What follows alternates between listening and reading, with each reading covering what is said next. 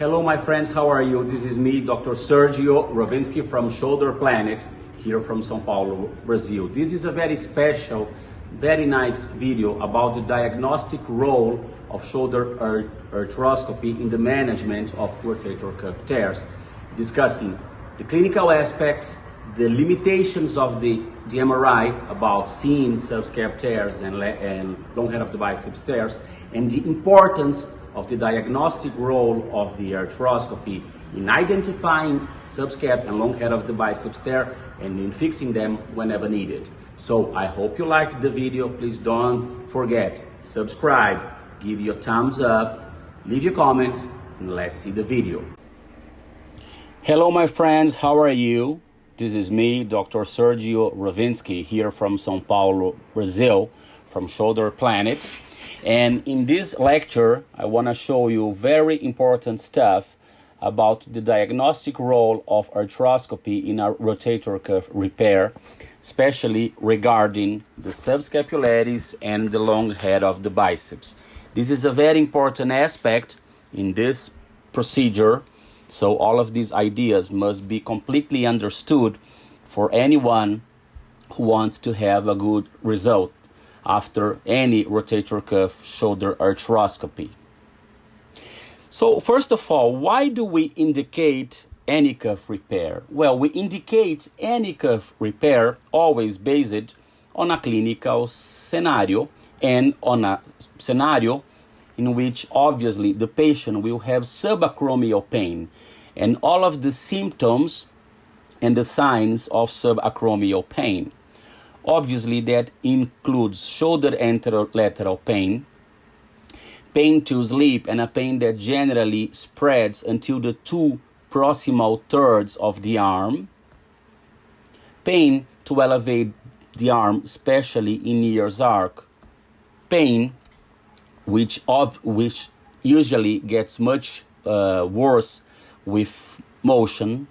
And obviously, in this scenario, we will find positive findings in the physical examination. This is super important. And the clinical scenario is always super important. And in this sense, we have to understand that we will only ask for subsequent radiological exams if obviously we feel that they are needed based on the clinical scenario. But once we order an MRI, this is something important. So how capable is the MRI in showing us a posterior-superior cuff tear? We have to understand that the rotator cuff has two parts. The posterior-superior cuff, which is composed by the supra and the infraspinatus, and the anterior-superior cuff, which is composed by the subscap and the very anterior part of the supraspinatus. So how capable is the MRI in showing us a posterior-superior cuff tear? As I have said, first we have to understand what is the posterior-superior cuff tear. So the posterior-superior cuff tear is exactly this: the supraspinatus and the infraspinatus in all of them, their anterior and posterior part. So having said that, let's take a look of these MRIs, and all of these are my patients' cases that I have operated or managed non-operatively in my particular office and practice. So if we take a look at this MRI, this is a complete tear, a big tear, and how capable is the MRI in showing us such a tear? Well, the answer is 100%. If we consider the sensitivity and the specificity of the exam, this is they are extremely high, in a way that this exam has essentially 100% chance of showing us such a tear. And how capable is the MRI in showing us a 2 centimeters tear or a medium-sized tear? Well, the answer is the same. It's essentially 100%. This is another case of an irreparable cuff tear, and the MRI is 100% capable of showing us such lesions. This is a very small, complete tear, and the capability of the MRI of showing us such a tear is tremendously high. And we say the same things to partial lesions, which are partial articular supraspinatus tendon avulsions. This is another pasta lesion with a high grade 1. So these are all articularly sided partial tears. And the capability of the MRI of showing us such tears is tremendously high. This is another pasta lesion, and this is a bursal-sided lesion, as we are seeing here. And the MRI shows us all of these lesions without any difficulty. This is another bursal-sided small tear of the supraspinatus, and this is even an intrasubstantial tear, which sometimes can be symptomatic. And in summary, in all of these patterns, small tears, big tears, complete tears, partial tears, bursal-sided or articular-sided, or even intrasubstantial tears, the MRI is super capable of showing us all of these lesions, and we don't have to worry about it. But so we come to this conclusion: yes, the MRI is a super good exam. It has a tremendous capacity and ability in showing us and in identifying posterior superior cuff tears. And in summary, we don't have to worry about it. But let's do the same question about anterior superior cuff tears. How capable is the MRI in showing us, in identifying such anterior superior cuff tears?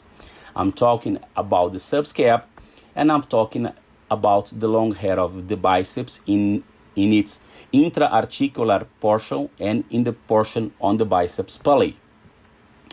So if we ask that, we have to first understand what is, in this figure, the anterior superior cuff. I'm talking about the biceps in the biceps pulley, and about the insertion of the subscap and the intra-articular portion of the long head of the biceps.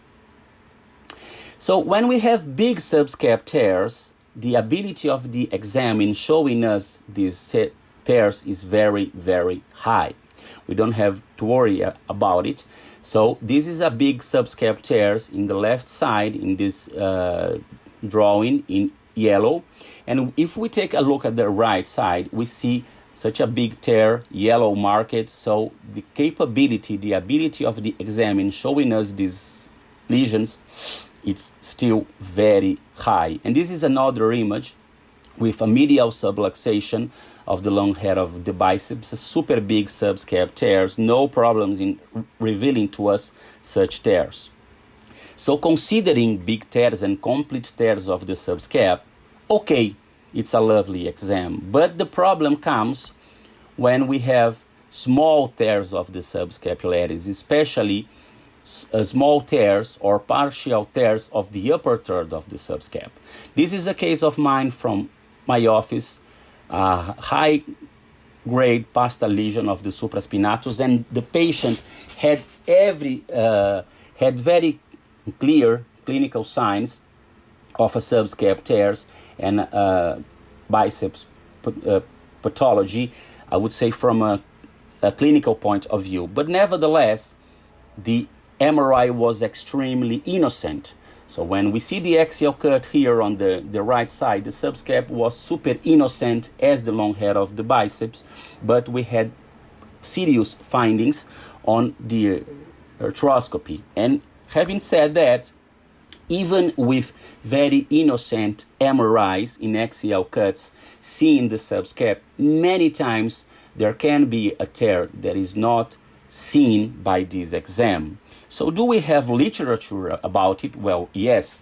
This is a very nice article published quite recently with a mini systematic review about the accuracy of the MRI and of the arthro MRI, which means an MRI with intra-articular contrast, about the diagnostic accuracy of such exam in identifying subscap tears. So this is one of the most important aspects. In this phrase, we are seeing this many times.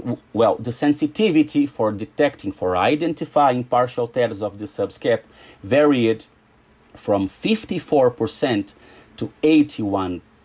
That means that in some scenarios, you may have, with the patient that is in front of you, almost 50% of chance of not seeing a subscap tear in the MRI. So in this conclusion, we see that despite all of the improvements in all of the, I would say, machines in the last 5 years, still the sensitivity of the MRI on identifying such tears is still quite challenging. And because of that, we need to be extremely aware of the possibility of having a subscap tears in spite of the innocence of the MRI or even the arthro MRI, who may show negative, as I said, innocent images, but the subscap tear and the long head of the biceps many times can be there. And this is super important because of this idea. Subscap tears, they often exist and occur in combination with other lesions, especially supraspinatus lesions. But if you don't manage them, if you keep them untreated, they can lead to persistent symptoms even after surgery. What means you can do a lovely supraspinatus repair, double row, it doesn't matter, a lovely acromioplasty, but in spite of that, if you don't see the tear of the subscap and the long head of the biceps, and if needed, if you don't fix it, your patient will have symptoms even after the surgery. So having said that, how should I proceed? How should we proceed?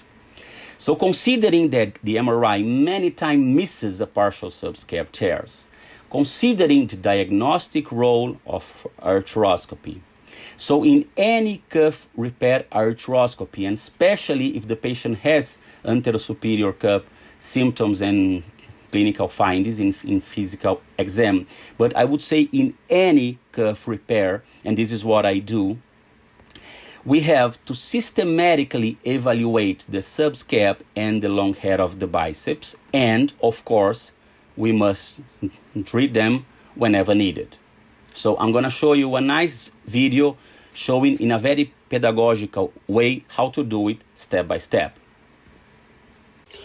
So this is the video. We are starting the surgery, and first of all we have to establish a view in the articular part in the glenohumeral space for us to create a space, and then for us to evaluate the subscap and the long head of the biceps. So just for you guys to understand, this case is about a 72-year-old man, very, very fit man. He goes to the gym all of the time. He had a traumatic tear of the posterior superior cuff, the supraspinatus, the infraspinatus, and on physical exam, he had very typical signs of involvement of the subscap and the long head of the biceps, but the MRI was quite innocent. I don't have, in this case, the axial cuts, but they were quite innocent. But what we can see here on this sagittal cut is a quite healthy and innocent subscap. And in spite of that, he had very typical signs of involvement of that tendon. And as I was expecting, we had a lot of things to identify and to fix intraoperatively. So this is a right shoulder. Here we are establishing the anterior portal with spinal needle. Then I enter here with a hemostat, and we have to open that in order to do a big hole here in the anterior capsule for us to enter with the cannula. So this is the glenoid on the left side. Here we are seeing the humeral head. This is here the long head of the biceps, and this is just some degenerative tissue in the anterior labrum, and we just have to do a slight debridement of this anterior tissue on the anterior labrum just to create some space. Obviously, we are not damaging the labrum, but all of this fraying, it has no pathological value. What we just want is to create a space in order to see the anterior capsule. So just after that, we started removing the anterior capsule, and this is what we will start to do now. So now we are starting to remove the anterior capsule, and it's very important for us not to lose time, but to invest time doing this procedure. So what we are doing here is an ample release of the rotator interval of the anterior capsule above the rotator interval for us to fully and I would say broadly see the subscap. So we must really spend time. So this is here the anterior capsule, and now we are seeing a very interesting image now. So this is here the anterior capsule. The long head of the biceps is here on the right side, and the subscap is here below. And it's only with the removal of all of this structure that we will be able to properly evaluate the subscap and to identify any tear if present. So we really have to invest time. Sometimes it takes 2 minutes and sometimes it takes 15. So this is now another very, very important image. This is here the anterior capsule. This is here the anterior capsule upon the rotator interval. We have to take it all in order to properly see and hence evaluate the subscap. So we are doing this, and at that moment we started to see the subscap. So here we are seeing the insertion of the subscap. There was here, as I was expecting clinically, a significant tear of the upper third of the subscap in spite and innocent MRI.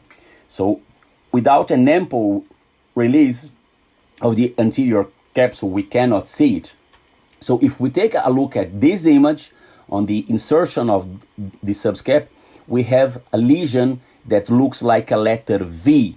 And again, we only can see this with a broad resection removal of the anterior capsule on the rotator interval, together with a dynamical analysis of the subscap with internal rotation and external rotation. If we just make a slight external rotation like we are doing now, we can see the same tear in another way, just looking like a letter U. And so a broad removal and ample removal of the anterior capsule is absolutely fundamental for us to identify this kind of tear. So just after that, what we are doing here, we are just finishing to remove the anterior capsule just above the insertion of the subscap.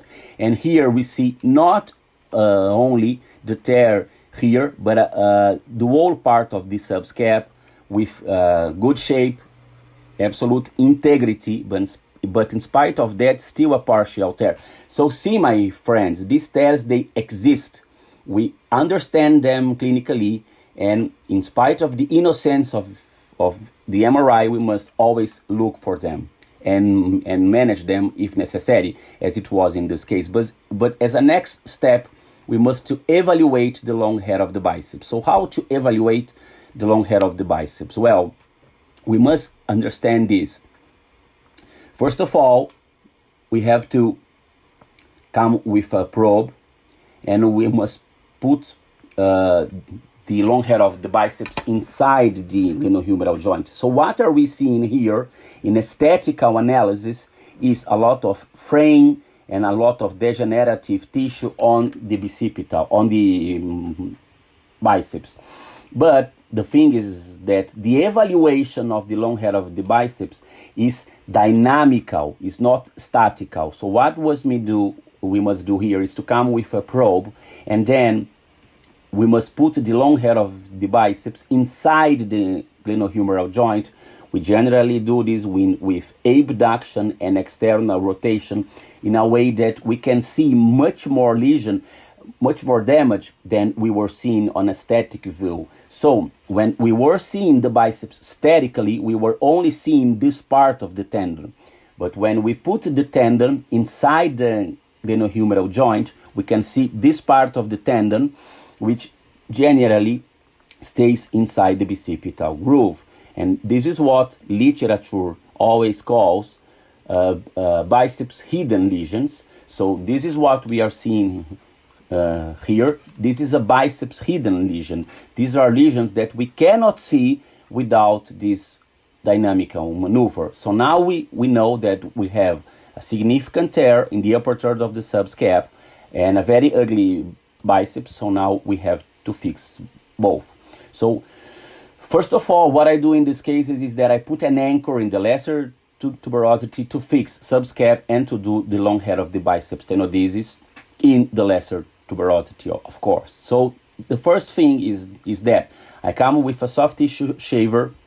You don't need a burr, and this here is a very, very important image. This is a right shoulder, so this is the long head of the biceps. The subscap is here, and I come with the shaver just above the subscap insertion in order to create a bony bed in which I will put my anchor and fix both the subscap and the long head of the biceps. An important thing is this: you don't have to use an osseous shaver, a burr.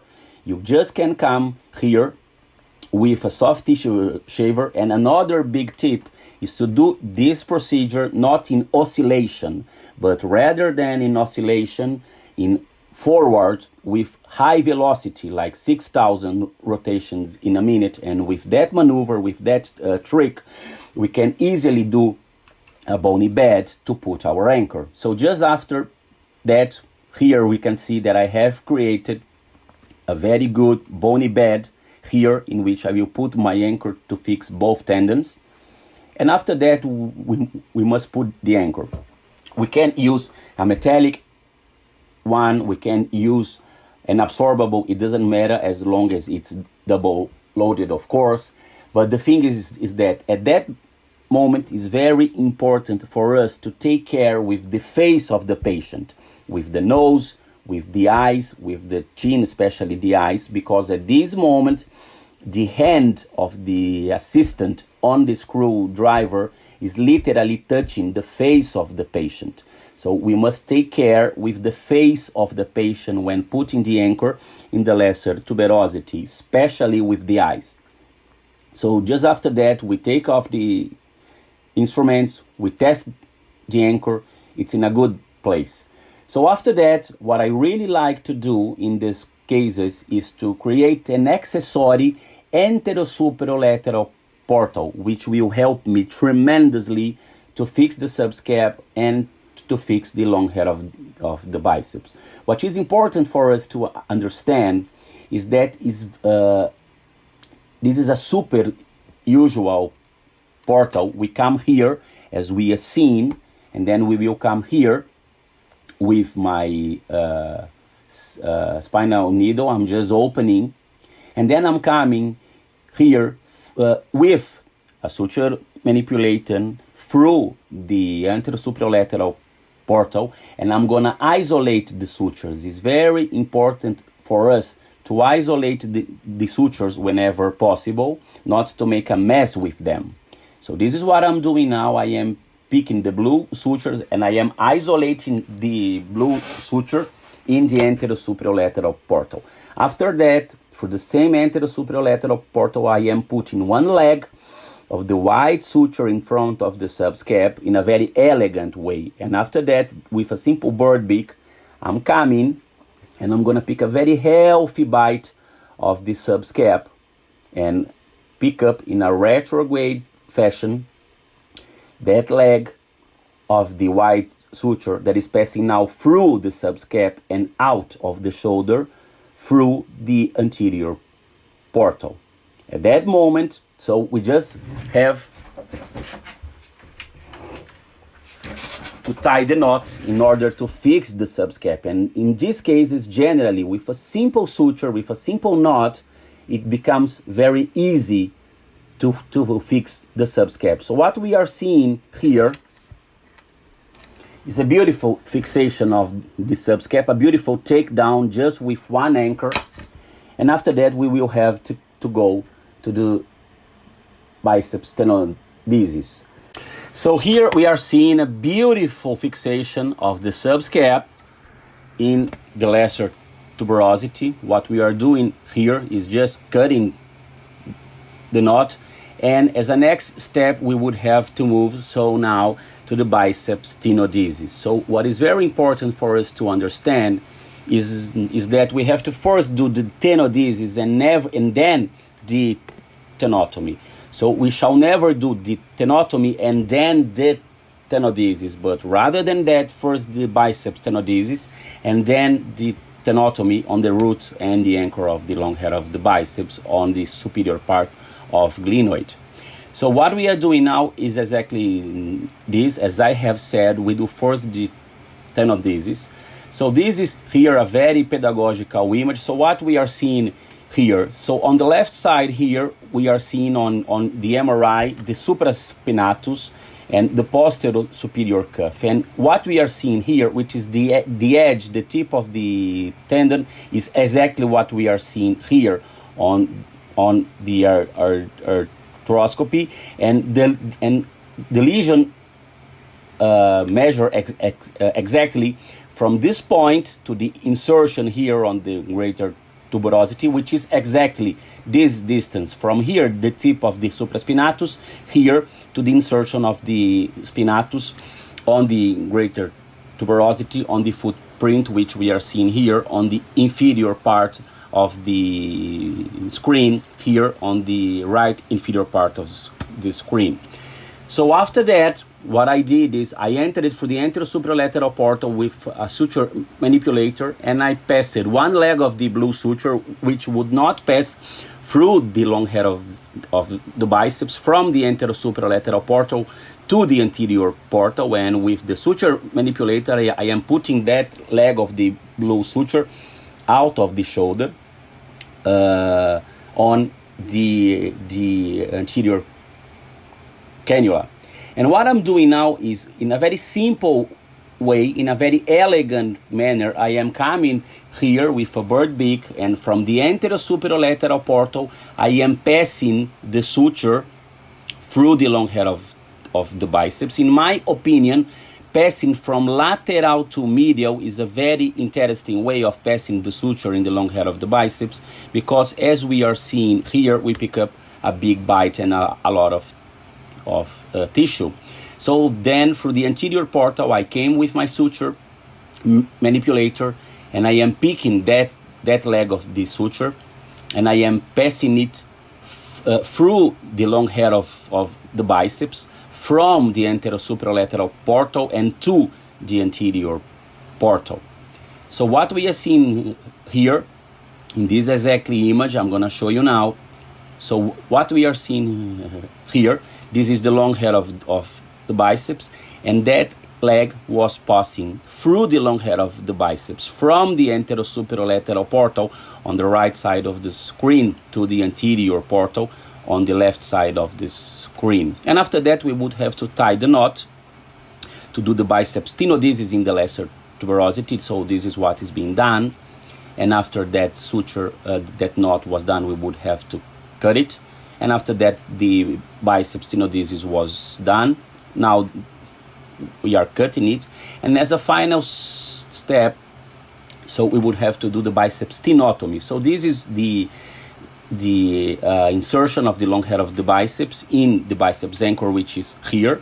This part of the surgery must be done quite fastly with many instruments. An arthroscopic scissor, as we are doing here, you can use a basket, an electrocautery, a radio frequency device. It doesn't matter. We are doing this now with an arthroscopic scissor, but after that we entered it, as we are seeing now, with the shaver to complete the tenodesis, the tenotomy. At that moment, we would have to enter with the shaver to do a very fast and slight debridement of the biceps anchor. And now we are finally seeing the final result. So we are seeing here the long head of the biceps. The tenodesis is here in the lesser tuberosity. This is here the subscap, and this is the tip of the long head of the biceps. This is again the subscap. At that moment, that part of the surgery was finished, and obviously we would have to do the fixation of the supraspinatus. So obviously the supraspinatus lesion was fixed just after the subscap fixation and the biceps tenodesis were done. So this is my first take-home message. We must always pay attention to the patient's clinical scenario, and we must understand that many subscap tears, I mean partial subscap tears, they can indeed exist in the same way that many long head of the biceps lesions, they can indeed exist in spite of the innocence of the MRI. This is a very important point. Take-home message number 2. You must have a systematized way of doing all of these analysis. So do all of your intra-articular analysis in a proper order. So first of all, you must create a space, remove anterior capsule to properly see the subscap. We must evaluate the subscap dynamically, as I have shown in the video, and in the same way, we must evaluate the long head of the biceps dynamically, as I have shown also in the video. So you must systematize your evaluation, and this will make your surgery much more effective and even faster. This is now take-home message number 3. Consider doing an anterosuprolateral portal, especially when we have a supraspinatus complete tear, because if you do it, that will make the management of the long head of the biceps tenodesis or tenotomy and the subscapularis fixation much easier. And if you do it, don't forget, use the anterosuprolateral portal, both as a waiting portal and as a working portal. And this is very important. This is my final take-home message. Never forget that a missed subscap tear can compromise your surgery and can really compromise your final clinical scenario, even with a lovely supraspinatus repair. Thank you, my friends. Thank you very much. So, my friends, I hope you liked the video. Please don't forget, subscribe, leave your comment, give us your thumbs up. See you in the next video. As Dr. Sergio always says, never stop flying. See you, my dear folks.